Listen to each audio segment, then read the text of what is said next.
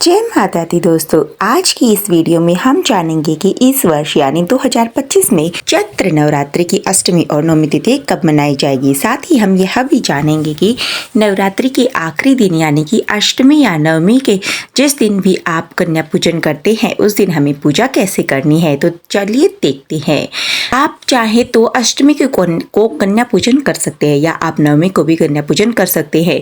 पूजा विधि एक जैसी ही रहती है। जिस दिन आप कन्या पूजन करेंगे उस दिन सबसे पहले हमें माता रानी के लिए भोग बनाना होता है और कन्या पूजन वाले दिन यानी अष्टमी या नवमी जिस दिन भी आप कढ़ाई करेंगे उस दिन हम हलवा पूरी का भोग बनाते हैं। हलवा पूरी और चने का भोग माता रानी को अति प्रिय है। तो पहले आप भोग बना लीजिए, उसके बाद में हम चौकी को थोड़ा साफ कर लेंगे। जो भी पहले दिन के जो फूल वगैरह है वह सब हटा लेंगे और चौकी को थोड़ा साफ कर लेंगे। फिर हम जल के छींटे लगाकर भाव रूप से सभी को स्नान करा देंगे। तो यहाँ पर हमने जल के छींटे लगाकर शुद्धिकरण कर लिया है। उसके बाद हम देसी घी का दीपक जलाएंगे। अगर आपने अखंड दीपक जलाया है तो फिर आप जोत के लिए कपूर भी जला सकते हैं।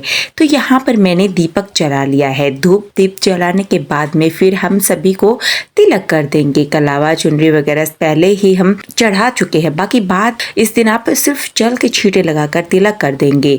तो सभी को हम यहाँ पर तिलक कर देंगे। तिलक के ऊपर हम चावल समर्पित करेंगे। उसके बाद में हम फूल समर्पित कर देंगे और फूल समर्पित करने के बाद फिर हम देखिए दक्षिणा समर्पित कर देंगे। अगर अभी तक आपने दक्षिणा समर्पित नहीं की है तो आप कन्या पूजन के दिन आप दक्षिणा जरूर समर्पित कर दे। उसके साथ ही हम भोग समर्पित करेंगे। तो देखिए आखिरी जिस दिन कन्या पूजन होती है उस दिन आप हो सके तो आप पान का भोग समर्पित कर दीजिएगा। पान के पत्ते पर लौंग, इलायची, सुपारी और पतासा रखकर हम समर्पित कर देते हैं।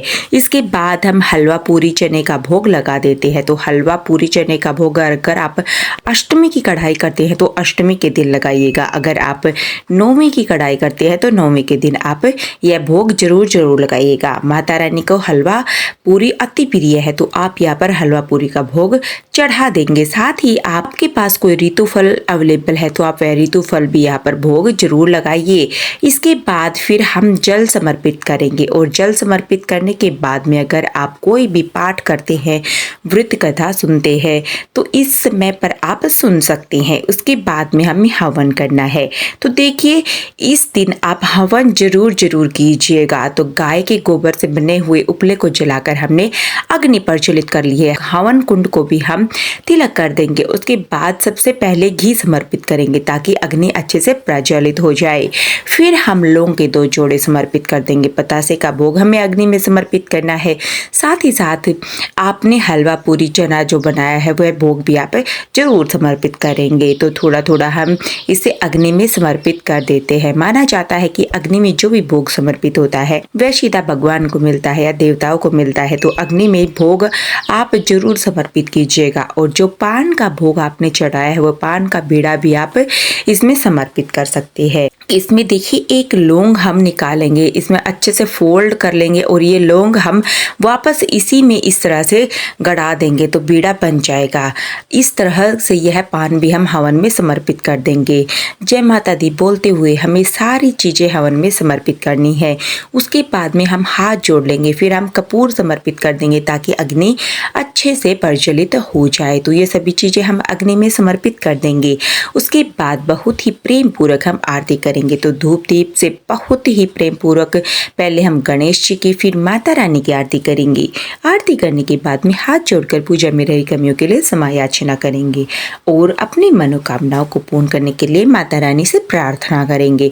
फिर आरती करने के बाद में जो जल का लोटा है उसमें से थोड़ा सा जल अपने सीधे हाथ में लेंगे। हम चौके के ऊपर से हवन के ऊपर से इस तरह से 2 बार हाथ को जोड़ के हम फेर लेंगे। इस तरह से हमारी पूजा पूर्ण हो जाएगी। तो नवरात्रि के आखिरी दिन हमें इस तरह से पूजा करनी है।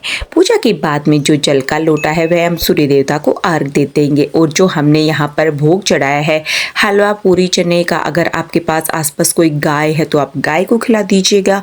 गाय नहीं है तो कन्याएं जो आएंगी आप उनको यह प्रसाद रूप में बांट सकते हैं और दक्षिणा भी आप कन्याओं को ही बांट सकते हैं।